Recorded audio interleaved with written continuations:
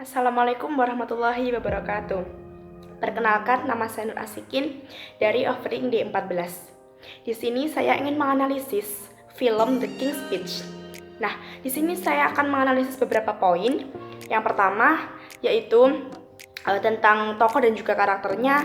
Yang kedua, alur cerita dan sinopsis. Yang ketiga adalah analisis tentang masuk ke dalam kategori anak berkebutuhan khusus apakah pemain utama dalam film ini. Yang ketiga yaitu mencoba memposisikan diri saya sebagai pemain utama dan apa rasa yang muncul pada diri saya. Yang terakhir yaitu mengenai ketika saya sebagai seorang guru dan mendapati murid saya yang memiliki kebutuhan khusus seperti pemain utama yang ada pada film, maka apa yang akan saya lakukan terhadap anak tersebut. Nah, langsung saja untuk pembahasan yang pertama yaitu mengenai tokoh dan juga karakter. Nah, di sini ada beberapa tokoh di dalam film ini. Yang pertama yaitu Raja George yang ke-6 atau Duke of York. Nah, dia memiliki sifat yaitu tidak percaya diri. Dia juga tidak bisa berbicara di depan umum. Dia tidak bisa mengontrol emosinya. Tetapi dia memiliki sifat tekad yang kuat untuk bisa sembuh dari keterbatasannya tersebut. Yang kedua yaitu Lionel Lovejoy atau dokter yang menyembuhkan keterbatasannya dari Raja George ke-6 ini. Nah, dia memiliki sifat yaitu sabar, santai, dia pintar berbicara di depan umum, dia juga tekun untuk mengobati penyakit dari raja ini. Nah, yang ketiga yaitu istri dari Duke of York atau Raja ke-6. Nah, istri dari raja ini dia memiliki sifat yang sabar, dia setia, dia selalu memberikan motivasi kepada raja agar dia bisa sembuh. Yang keempat yaitu David atau kakak dari Raja George yang ke-6 atau kakak dari pemain utama. Dia memiliki sikap kepemimpinan yang buruk dan dia juga sulit untuk diberikan nasihat oleh orang-orang di sekitarnya. Yang terakhir yaitu Raja George yang ke-5 atau ayah dari David dan Duke of York. Nah, Raja George yang ke-5 atau ayah mereka ini memiliki sifat yang bijaksana. Dia berusaha untuk membantu George agar dia terbebas dari keterbatasannya tersebut. Nah, poin yang kedua yaitu alur cerita dan sinopsis. Menurut saya alur cerita di dalam film The King's Speech ini adalah alur maju mundur atau alur campuran. Kenapa? Karena di dalam film ini dia menceritakan bahwa bagaimana masa kecil George ketika dia sering dimarahi oleh orang terdekatnya. Nah, ketika ini menceritakan masa lalu, berarti ini merupakan alur mundur. Jadi film ini bisa disebut menggunakan alur campuran. Nah, sedangkan sekarang saya akan bahas tentang sinopsisnya. Nah, film ini atau film The King's Speech ini menceritakan tentang perjalanan Raja George ke-6 menuju tahtanya. Nah, tetapi dia memiliki kekurangan. Dia memiliki keterbatasan yaitu dia gagap. Dia tidak berani berbicara di depan orang banyak. Ketika dia ingin mencoba berbicara di depan orang banyak, dia tidak bisa. Nah, melihat kegagapan yang diderita oleh suaminya ini, maka istri dari Raja George ini tidak tinggal diam. Dia mencarikan dokter dan juga terapis di wilayahnya yang terbaik. Nah, akhirnya dia menemukan salah satu dokter yang bernama Lionel Lovejoy ini dan dia membawa Raja George kepada Lionel Lovejoy. Akhirnya Raja George mendatangi kediaman Lionel Lovejoy untuk mengikuti terapinya. Tetapi ketika awal-awal pada mulanya dia mengikuti terapi, dia merasa tidak cocok karena dia merasa terlalu dikekang. Dia di sana tidak boleh merokok, dia tidak boleh melakukan hal sesuai keinginannya. Nah, tetapi lambat laun dia menyadari bahwa aku harus sembuh dari gagap ini karena aku harus jadi pemimpin di dalam negeri ini. Nah, akhirnya dia terus-menerus berobat kepada Lionel dan mengikuti semua arahan yang diajarkan dan juga diberikan oleh Lionel. Nah, Raja George ini memiliki kakak yang bernama David. Nah, setelah wafatnya Raja George kelima atau tepatnya ayahandanya, maka kedudukan tahta ini dimiliki atau yang berhak menduduki tahta ini adalah David, kakak dari Raja George ini. Nah, tetapi David ini memiliki sifat yang kurang baik. Dia memiliki sifat kepemimpinan yang buruk juga, dan dia juga mendapatkan suatu masalah karena dia mencintai seorang wanita yang sudah bersuami, dan dia sekarang dalam proses perceraian. Nah, hal itu merupakan hal yang tidak boleh dilakukan oleh orang kerajaan. Akhirnya, tahta tersebut diserahkan kepada adiknya, yaitu Raja George ke-6. Menyadari bahwa kenyataannya dia harus menjadi raja dan memimpin semua rakyatnya, maka dia berpikir bahwa ketika aku gagap, maka aku tidak akan dihargai oleh masyarakatku. Akhirnya dia menyadari dia harus sembuh dari kegagapannya ini, tetapi dia memiliki sikap yang tidak percaya diri. Nah, menurutnya untuk menjadi seorang pemimpin di dalam negerinya itu sangat sulit karena melihat dari keterbatasannya dia, dan juga dia tidak bisa berbicara di depan umum. Karena seorang raja harus bisa memimpin rakyatnya, maka dari itu Raja George ini terus menekuni terapinya kepada Lionel. Sampai saat yang ditunggu tiba, Raja George ini harus berbicara di depan radio dan didengarkan oleh semua orang di seluruh negerinya. Akhirnya dia masuk ke dalam ruangan dan dia meyakinkan dirinya bahwa dia bisa melakukan hal tersebut.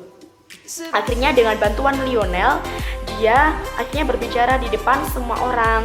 Akhirnya dia bisa menyampaikan pidatonya dengan baik dan sampai selesai. Semua orang akhirnya bangga kepada dia, dan semua orang memberikan penghormatan terhadap dia karena dia sudah bisa keluar dari kegagapan yang dia derita. Poin selanjutnya, poin yang ketiga, yaitu masuk ke dalam kategori anak berkebutuhan khusus apakah pemain utama di dalam film The King's Speech ini. Nah, menurut saya pemain utama di dalam film ini masuk ke dalam kategori anak berkebutuhan khusus communication disorder. Kenapa? Nah, gangguan communication disorder ini ada beberapa macam, yaitu yang pertama gangguan berbicara, gangguan berbahasa, yang ketiga gangguan komunikasi sosial, yang keempat yaitu gangguan keluasan dalam berbicara atau gagap. Nah, yang pertama gangguan dalam berbicara. Nah, yang gangguan dalam berbicara ini adalah kesulitan melafalkan bunyi yang digunakan untuk berbicara atau berkomunikasi dengan orang lain. Dalam film ini, Raja George sulit untuk mengucapkan huruf P. Nah, oleh karena itu Lionel menyuruhnya untuk menambahkan menambahkan huruf di depannya. Contohnya ketika dia ingin berbicara kalimat people. Nah, Lionel menyuruhnya untuk menambahkan kata e sehingga menjadi people, sehingga Raja George bisa mengucapkan kata tersebut. Yang kedua yaitu gangguan berbahasa. Nah, gangguan berbahasa ini ditandai dengan penggunaan kosakata yang terbatas dan juga kemampuan yang rendah dalam menyusun kata menjadi kalimat. Nah, dalam film ini ketika Raja George ingin berbicara dengan orang lain, dia sulit untuk menyusun kata-kata apa yang ingin dikeluarkannya untuk berbicara dengan orang lain. Nah, yang ketiga yaitu gangguan komunikasi sosial.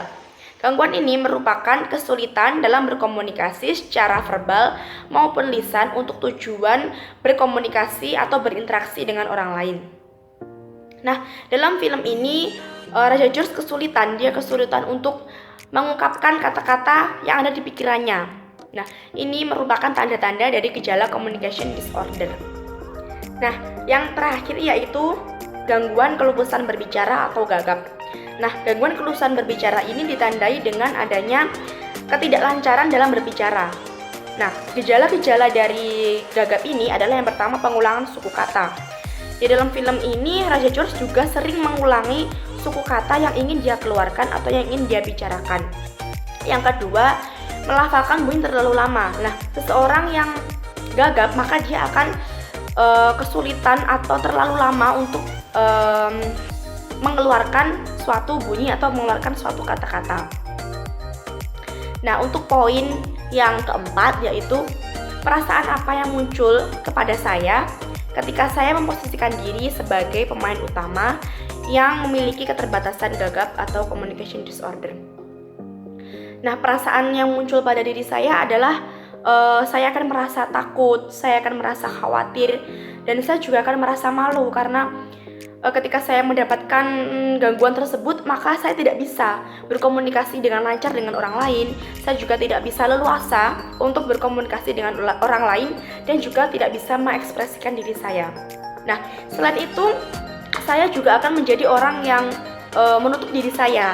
Saya akan menjadi orang yang pendiam karena saya malu menghadapi kenyataan bahwa saya tidak bisa berinteraksi seperti biasanya dengan orang lain dan juga seperti teman-teman saya. Tetapi ketika saya menyadari bahwa hal tersebut bisa disembuhkan dan hal tersebut tidak permanen, saya akan berusaha sekuat mungkin dan saya akan berusaha agar gangguan yang saya derita tersebut bisa sembuh dan juga saya bisa mengatasi hal tersebut. Nah, untuk poin yang terakhir yaitu ketika saya menjadi seorang guru, apa yang akan saya lakukan kepada murid saya ketika mendapati murid saya itu ada yang memiliki gangguan komunikasi tersebut seperti yang ada pada film. Nah, di sini saya memaparkan ada 4 metode yang saya berikan. Yang pertama yaitu sebagai seorang guru, saya akan mengajak anak tersebut berbicara dengan nada yang pelan, dengan intonasi yang pelan, agar anak tersebut juga bisa memahami apa yang saya berikan. Nah, setelah itu dia juga bisa berterbuka kepada kita bisa memahami apa yang dia derita. Nah, metode yang kedua adalah menghilangkan kesan mendapatkan jawaban yang cepat dari anak tersebut. Ketika kita mengajak berbicara atau mengajak berkomunikasi anak yang memiliki kebutuhan khusus tersebut, maka kita jangan memiliki kesan yang ingin mendapatkan jawaban yang cepat dari dia, atau kita memburu dia untuk segera menjawab pertanyaan yang kita berikan. Karena itu akan memperburuk suasana, dia akan menjadi gugup, dia akan menjadi takut, dan bahkan dia tidak akan terbuka terhadap kita. Nah, yang ketiga yaitu memberikan kesempatan pada anak tersebut untuk bisa atau untuk berani berbicara di depan umum. Salah satu contohnya yaitu hal kecilnya kita memberikan kesempatan kepada dia untuk berbicara di depan teman-temannya sendiri. Nah, ini bisa kita lakukan dengan membentuk kelompok kecil dari teman satu kelasnya agar dia bisa belajar berbicara di depan kelompok kecilnya. Nah, ketika ini perlahan-lahan diberikan kepada dia, ini terus-menerus diberikan kepada dia, maka dia akan terbiasa untuk berbicara di depan orang banyak. Nah, yang terakhir yaitu mengajak teman-temannya untuk mengajaknya berkomunikasi dan tidak mengejeknya. Ketika anak memiliki gangguan gagap ini, ketika dia didiamkan saja, tidak diajak berbicara, tidak ada yang mengajaknya berbicara, maka dia akan terus berada dalam situasi yang sama di dalam dirinya. Nah, ketika anak yang memiliki kebutuhan khusus ini diajak untuk sering berbicara, diajak sering berkomunikasi, maka dia akan terbiasa dan dia akan berusaha untuk menyeimbangi teman-temannya, sehingga dia bisa mengatasi apa yang dia derita ini, dia bisa mengatasi kekurangan yang dia miliki. Nah, sekian yang dapat saya sampaikan, sekian analisis dari film The King Speech ini. Apabila ada kurangnya saya mohon maaf. Wassalamualaikum warahmatullahi wabarakatuh.